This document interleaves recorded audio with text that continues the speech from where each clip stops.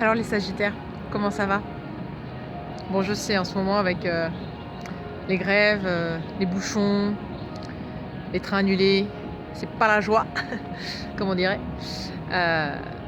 Raison de plus de lever les yeux vers le ciel. Est-ce que vous le faites de temps en temps dans votre journée, de regarder le ciel? Puis en plus là, la nuit tombe vite, alors même le soir, on a la chance de pouvoir apercevoir les étoiles, même dans nos villes qui sont très éclairées. Qu'est-ce que vous y mettez, vous, derrière les étoiles?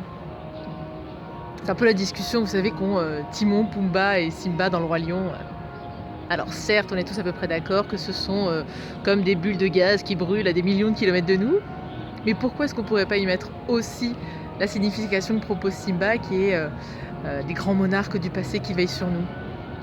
Après tout, qu'est-ce que ça nous coûte d'y mettre ce qu'on veut dans ces étoiles et dans ce ciel, d'y superposer du sens en dehors de leur vérité scientifique, en plus de leur vérité scientifique?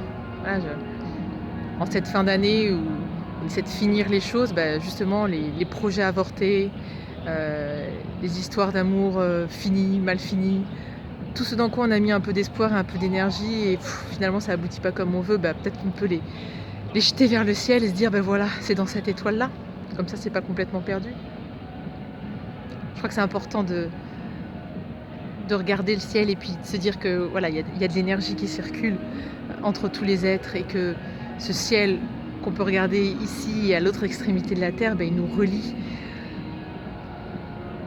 Et c'est même plus que ça, je crois qu'il y a une vraie énergie, un pouvoir, quoi. Enfin, la Lune, elle déplace bien les mers, elle fait des marées. Alors ce serait un peu présomptueux quand même de se dire qu'elle n'a aucune influence sur nos petits corps et nos humeurs.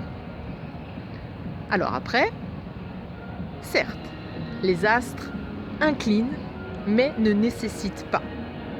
Dixit Ptolémée. Ça veut dire que, voilà, même si la Lune a peut-être une influence sur nous, enfin même moi j'en suis sûre, elle ne suffit pas à expliquer ce qui se passe dans mon corps et mon humeur. Mais comme toutes les choses qui sont censées nous déterminer,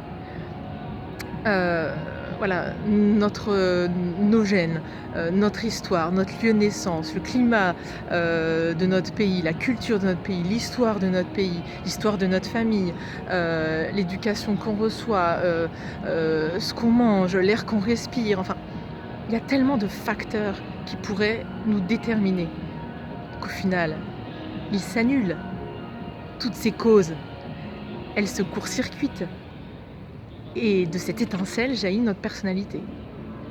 Ou si vous préférez, notre liberté apparaît, c'est la pointe là-haut, quand toutes les lignes, quand on arrive à faire converger et à accepter et à se rendre compte de toutes justement ces forces qui font qu'on est nous. Et parfois on voudrait être autre, mais voilà, elles sont là. Et si on les fait toutes converger, et là, paf, peut jaillir notre liberté. Donc soyons rêveurs, soyons créatifs dans notre conception du monde, allons à contre-courant, soyons optimistes.